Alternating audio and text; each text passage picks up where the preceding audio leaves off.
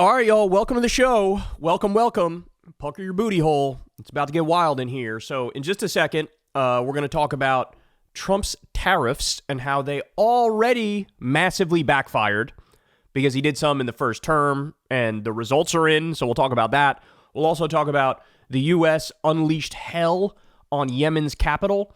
I love how we can just start wantonly bombing another country and it barely gets a mention in our media, right? You have to scroll on Twitter to find some account talking about it. So we'll dive into that. I'll also give you some incredible news about how the big tech robber barons are basically robbing us all blind. They made $1 trillion in 2024, and a lot of that is because they now married Donald Trump and MAGA. Then I'll get into how private equity snakes are destroying this country. Trump's pick to run Medicare is a total corrupt con man snake oil salesman who says insane things like you have no right to health. I mean, you can't make this stuff up if you tried, right? And then later on, China humiliates the United States of America because they are running circles around us when it comes to their infrastructure. They now have a new record-breaking high-speed rail. I'll give you the specifics on that. All right, so we'll dive into it in a second. Everybody do me a big favor. You know what I'm about to say. Subscribe to the channel, man. That helps out so much. It costs you absolutely nothing. And of course, much love and appreciation to everybody who supports this show on Patreon or tips with that thanks button on YouTube or supports Crystal Kyle and Friends on Substack. That link's below as well if you'd like to do that. Could not do any of this without you guys, man. Could not do any of it without you. Remember, I don't talk to any advertisers or corporations or billionaires or foreign governments. You guys fund the show from the ground up, and we have those default ads on YouTube. One of the only real independent media shows out there. Very proud of that, and you guys make it possible. All right, so let's dive into it here. So one of the things Trump ran on very clearly is not just tariffs, but an across-the-board tariff. Now, I got to be honest, that should terrify you. That should terrify you because it makes no sense. Now, I've often said on this show, I fancy myself, to at least one degree or another, a protectionist. I think in certain instances, tariffs make sense. But you have to do it in a logical way. So in other words, if there's a particular U.S. industry that you would like to revitalize, what you do is you tariff foreign goods from that same industry to try to raise the price on it. And then you have the U.S. product, which is same quality or better quality, and that sells at a lower price point because they don't have to pay the tariff because they're not importing anything, right? So in specific contexts, tariffs can make sense. But Trump is calling for an across-the-board tariff. Now, that doesn't make sense for a lot of reasons, but one of them is prices for everything will go up in that scenario, right? You're just arbitrarily raising the price of everything. The other thing is some things we don't make and we can't make in this country. So why would you tariff something that we're importing out of necessity? Again, that's just going to be inflationary. That's just going to drive up the prices. And again, this is one of the policies along with, the border wall and immigration. This is one of the policies he kept coming back to, talking about how he thinks tariffs are going to fix this country and fix the economy. It would be an absolute catastrophe if he did an across-the-board tariff. It's just idiotic, right? It's just idiotic. And that's from somebody who fancies himself some semblance of a protectionist, but he does it in the most mindless way, right? And I should point out, he claims the unilateral authority to do tariffs for national security reasons, so he might not even need to go through Congress. Now, it's possible that the courts strike that down, and they tell him, this isn't really national security, you do have to go through Congress, and then Congress probably wouldn't be able to do it. But he may try. He may try to do it on his own, and it's possible it even stands up in court. We don't know, right? But look at this. So let's dive into, he did some tariffs in his first term, and we should dive into it. So New York Times says the following, this is the title, Chinese companies have sidestepped Trump's tariffs. They could do it again. The companies have found plenty of new channels to the U.S. market, demonstrating the potential limits of the tariffs Donald Trump has promised to impose. After President Trump slapped tariffs on Chinese bicycles in 2018, Arnold Kamler, then the chief executive of the bike maker Kent International, saw a curious trend play out in the bicycle industry. Chinese bicycle factories moved their final manufacturing and assembly operations out of China, setting up new facilities in Taiwan, Vietnam, Malaysia, Cambodia, and India. Using parts mostly from China, those companies made bicycles that they could export directly to the United States without paying the 25% tariff had the bike been shipped straight from China. Quote, the net effect of what's going on with these tariffs is that Chinese factories in China are setting up Chinese factories in other countries, said Mr. Kamler, whose company imports some bicycles from China and makes others at a South Carolina factory. So in other words, if part of the goal here for tariffs is to make the U.S. more of a manufacturing powerhouse like we used to be and win this manufacturing war with China, you're actually doing the exact opposite. The net effect of these tariffs is the exact opposite, that not only is manufacturing in China proper thriving, but also now they're setting up factories in other countries, Chinese factories in other countries. So they are spreading their footprint while our policy idea here is backfiring. If we want this to hurt China and help the U.S., it's quite literally doing the opposite. All right, let me give you more. Pushing those factories into other countries resulted in additional costs for companies and consumers without increasing the amount of manufacturing in the United States. We're going to come back to that point because that's super important, Mr. Kamler said. He said he had been forced to raise his prices several times as a result of the tariffs. Quote, there's no real gain here, said Mr. Kamler, whose bikes are sold at Walmart and other retailers. It's very inflationary. As Mr. Trump prepares to return to office with sweeping plans to impose more levies on foreign goods, economists and business owners are pointing to unintended consequences that resulted from his tariffs the first time around. Beginning in 2018, Mr. Trump imposed tariffs on hundreds of billions of dollars of foreign metals, washing machines, solar panels, and products from China. His administration said the levies would force companies to set up factories in the U.S. Did that happen? It didn't happen. Some industries that compete with cheap Chinese products like apparel and cabinet makers credit Mr. Trump's tariffs with keeping American manufacturers in business. Remember, we lost 200,000 manufacturing jobs under Trump, and his tax bill for the 1% outsourced 200,000 jobs and incentivized more outsourcing. Okay? So again, the idea that there was a manufacturing boom in the U.S., wrong. The closest we got to a manufacturing boom is what Biden did. What Biden did with the Inflation Reduction Act, the Infrastructure Bill, the CHIPS Act. So it was Biden, not Trump.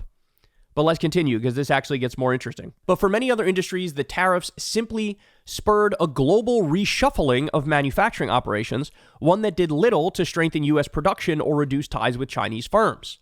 Companies have merely shifted their factories to other low-cost countries in Asia or Latin America instead, and U.S. imports from those countries have surged. Some companies have severed their ties with China, but others have retained close connections even as they have moved their operations out of China. Economists say many companies, both Chinese and multinational, have continued to rely on Chinese products and parts, which are now flowing into the United States from factories set up outside China's borders. In other words, some Chinese products are merely taking a longer trip around the world on their way to the United States in an attempt to avoid tariffs. Rather than making global supply chains stronger and more diversified, economists say this may be weakening them while adding costs for companies and consumers. And then they go on. Oh, this is the part I wanted to share with you guys. So, in a speech in May, you have the deputy managing director of the IMF said that what China is doing now is they're using these connector countries to get the goods into the U.S. without the tariff. Connector countries. So have Chinese parts, have everything ready to go, ship it to another country, then they just put it together in this other country where if you ship from there, there is no tariff. There is no tariff. So again, China's footprint is getting bigger and it's not reinvigorating U.S. manufacturing. That's the point. Again, the closest we got to that, and you're going to see over the course of the next 5 or 10 years, you'll see more of this. But under Biden, it's a net creation of 800,000 manufacturing jobs. And that's because of the CHIPS Act, and that's because of the Infrastructure Bill, and that's because of the Inflation Reduction Act. And so he got us closer. So what is Trump missing in his analysis? In Trump's mind, he thinks, look, if we do tariffs, that by its very nature will lead to companies wanting to build more factories here in the U.S. That's what he thinks, right? But he's wrong because you need industrial policy at the same time to make that happen. So like I said a million times, I am a protectionist to one extent or another, right? And the whole point of the tariff is to raise prices on the foreign good. Why would you want to do that? to try to incentivize people to buy American. But you need to invest in the U.S., in our manufacturing, in our industrial base, to have the ability to compete with Chinese companies. And that's the part he doesn't believe in, right? If you tell him that, he would say, oh, that's socialism. I don't want to do that. But that's part of how you have the desired result economically. You can't just say, we're going to slap tariffs on foreign companies and then voila, we're going to have more U.S. manufacturing. Because clearly, the calculation that's been made by a lot of these business owners is it's still not worth it to invest in the U.S. and build our factories here. I'd still rather build them elsewhere. And of course you have, because they'd make more profit that way. And then you have China doing this trick, which is, okay, there's a 25% tariff on us. Here's the product. All you have to do is assemble it in Taiwan or elsewhere, and then it goes in, no tariff whatsoever. So all you're doing is making it a longer process and having them avert the tariff, and you're not creating U.S. manufacturing. Because like I said, under Trump, it was a net outsourcing of 200,000 manufacturing jobs. So they already backfired. These tariffs already backfired. This is not the way to go. If you want to set up a system that's logical, that makes sense. First of all, you're going to have some semblance of free trade because it is a global economy. There's going to be plenty of things we don't make here or can't make here. And so you need to have good relations with other countries for trade on those particular things. But if you're going to do tariffs, it has to be for a specific industry. And you have to pair that with industrial policy in the U.S. so that you fund our factories here. And then they could sell a product that's similar quality or better quality at a lower price point, which would incentivize Americans to more buy American than buy the foreign good, which will be more expensive and same or worse quality, right? That's the idea. And look, this is something Biden understands this, right? Trump does not.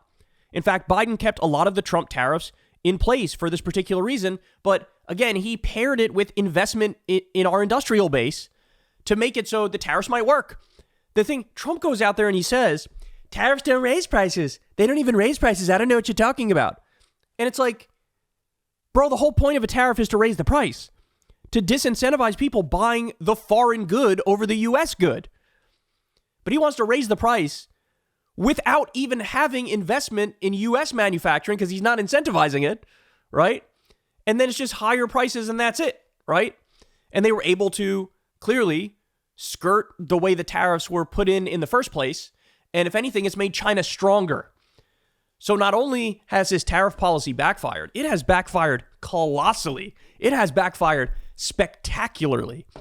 And if anything, he should be thanking Joe Biden because while Trump lost 200,000 manufacturing jobs, Biden gained 800,000. And if Trump is smart, he will not repeal the IRA. He will not repeal the CHIPS Act. He will not repeal the infrastructure bill because and you see this all the time, right? The Democrats do something good, and then Republicans, after the fact, start bragging about, yes, I'm cutting the ribbon on this new bridge that we just opened up in my district. And it's like, you voted against the bill that made that bridge. So what the hell? But they'll be happy to jump in front of a parade. If Trump is smart enough, he will not repeal those things, and then it'll be maddening, but he'll probably go on to take credit for a manufacturing boom, even though it has nothing to do with his policies.